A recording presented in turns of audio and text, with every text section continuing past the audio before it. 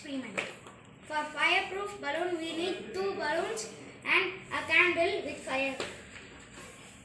In one balloon, it should be filled of water, and in one balloon, it should be filled of air.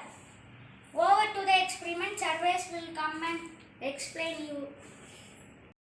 Hi guys, let's see the experiment. I show the balloon in the fire means it will get bursted. We will see it will bursted or no. See here, it bursted and the fire gone. So that balloon got bursted, but this balloon, do you think it will burst? Okay, you are telling this will burst, but I am telling this will not burst.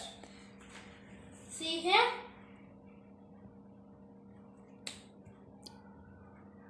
See here.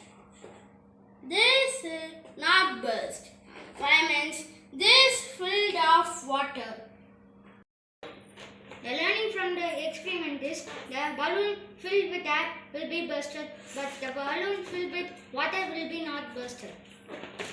If you like this video, share, subscribe and